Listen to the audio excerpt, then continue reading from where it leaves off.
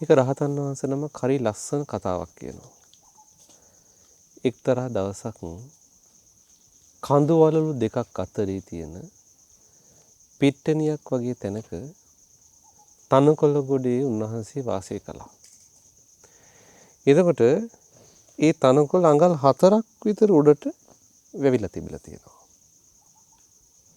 උන්වහන්සේ දේශනා කරනවා මම මේ කඳු දෙක අතරේ මේ නිම්නේ තියෙන මේ තැනිතලාවේ ඉන්නේ.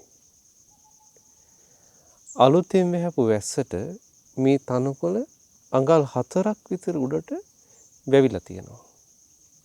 ඉතින් ඒ තනකොළ ගොඩේ තමයි මම නිදාගන්නේ සැතපෙන්නේ. ඒක හරියට අලුතින් කරපු යහනක් වගේ. එච්චරට සැපවත්. පින්වත්නි අපි එකෙන් තේරුම් ගන්න ඕනේ තනකොළ වල එච්චර පහසක් නැහැ. හැබැයි උන්වහන්සේගේ හිතේ සැනසීම තියෙනවා. කොහොමද? නිරාමිස. උන්වහන්සේට කාමයන් හොයන හිතක් නැහැ. කාමයන්ගේ මුසපත් වූ හිතකුත් නැහැ. එතකොට හිතේ තියෙන්නේ පුදුම විවේකයක්. විවේකයෙන් ලද සංසිඳීමේ යුතු හිතක්. හමන හුලඟත් හරි සනීපෙට දැනෙනවා.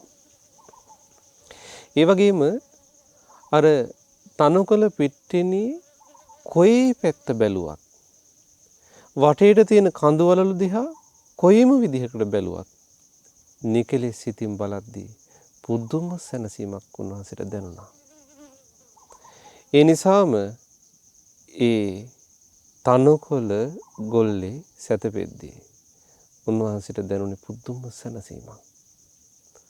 අලුතෙන් ලැබුණු යහනක ඒ සැනසීම නැති වෙන්න පුළුවන්. අලුතෙන් ලැබුණු යහනක නිදන සාමාන්‍ය කෙනෙකුට කොහින්නම් ඒ සැනසීම ලබන්නද? නිකලෙස් සිටින සැනසීමේ උන්වහන්සේ ප්‍රකාශ කරනවා.